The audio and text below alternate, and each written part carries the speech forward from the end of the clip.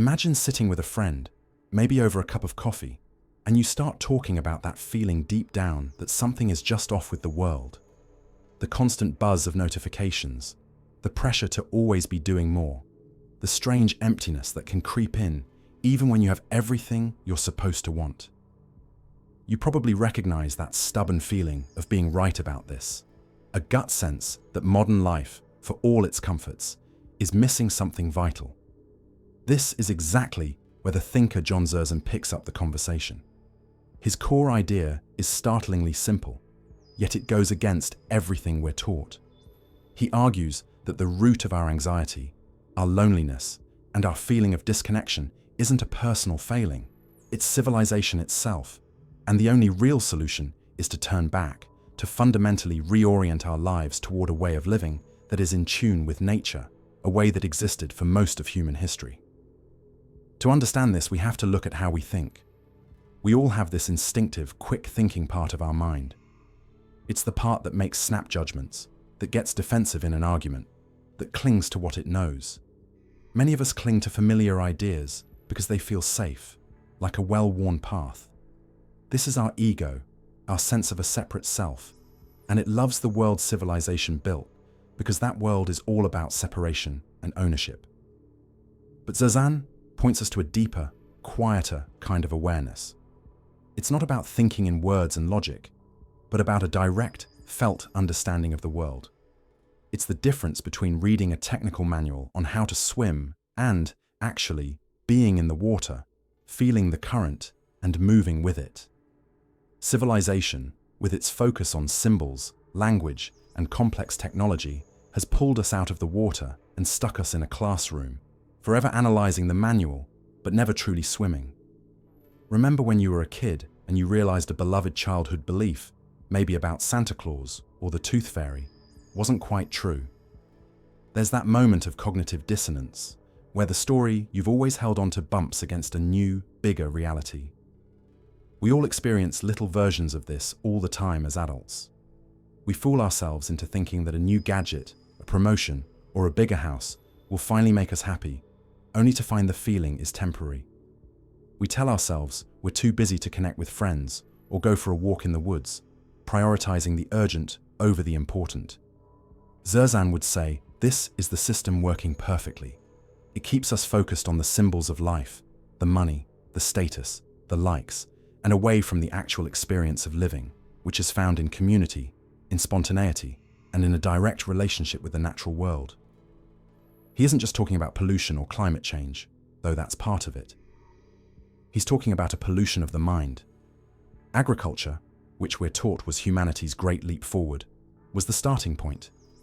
It created surplus, which led to private property, social hierarchies, and the need to work the land in a controlled, monotonous way. Then came the real game changer, what Zerzan calls the symbolic. This is the world of language, writing, number, and art. It created a filter between us and raw experience. We stopped experiencing a sunset and started describing it. We stopped feeling a part of the ecosystem and started seeing it as a resource to be managed. As he puts it directly, symbolic culture is the realm of the substitute, the token for the real thing, the simulation for the authentic experience. We traded the real, messy, unpredictable world for a cleaner, more controlled version, and we've been feeling homesick for the real one ever since. This is why the answer isn't a better kind of technology or a greener form of capitalism. In his view, those are just more sophisticated extensions of the same problem. They are more symbols, more complexity, more layers between us and a direct existence. The only solution is to begin the process of undoing this, to decivilize. This doesn't mean he expects everyone to immediately throw away their phones and go live in a cave. It starts with a shift in understanding. It means valuing face-to-face conversation over texting. It means growing some of your own food, even if it's just herbs on a windowsill, to reconnect with that process. It means walking in a forest without a podcast in your ears, just listening and being present. It's about rediscovering the joy of creating something with your hands, not for a profit, but for the sheer pleasure of the act itself. It is in these moments that we get glimpses past our symbolic civilized minds and touch that older, quieter awareness. This cracks open a whole new way of seeing the world, one that begins not with complex theories, but with a simple, almost quiet observation. We start by just noticing the sheer amount of stuff in our lives, the constant hum of the refrigerator, the glow of the screen that follows us to bed, the endless stream of notifications demanding a slice of our attention. It begins with a feeling, a low-grade unease that something is off, that this frantic pace and this manufactured world might not be the pinnacle of human existence we've been told it is. We look at a towering cityscape, and instead of seeing progress, we might start to see a cage. We watch a child completely absorbed by a tablet and feel a pang of loss for the mud pies and stick forts of a not-so-distant past.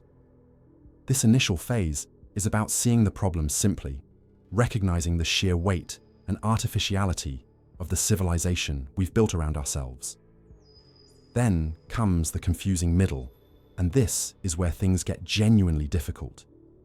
This is the phase John Zerzan would point to as the moment where domestication, not just of plants and animals, but of our very minds, shows its true power. You might be someone who resists change at first, and that's a perfectly natural reaction. The system we live in is designed for our compliance and comfort. So questioning, it feels like questioning the ground beneath our feet. Most of us feel uneasy during transitions, and this one is a whopper. We try to imagine a life without the conveniences we depend on, and it can feel like staring into a terrifying void. The logic of civilization argues back instantly. What about medicine? What about art? What about all the good things? This middle part is messy and full of contradictions. We want to reject the system, but we are utterly products of it. We see the problems with technology, but feel a magnetic pull back to our phones. This dissonance is the heart of the challenge. It's where the symbolic world of language, time, and number, which Zerzan critiques, fights to maintain its dominance over our direct, immediate experience of the world. It is in this tough middle ground that we can see the stark contrast Zerzan draws between a knee-jerk reaction and a thoughtful, primal response. A knee-jerk reaction is what the system trains us for. It's getting angry in traffic, feeling a surge of anxiety from an email, needing the next new product to feel complete. It is immediate, superficial, and rooted in the stresses of modern life. A thoughtful response is slower. It comes from a place of reconnection. It is the feeling of calm you get walking in a forest without your phone, the deep satisfaction of creating something with your hands, the profound connection felt during a real, uninterrupted conversation with another person. You may catch yourself pausing before reacting lately, and that pause is everything.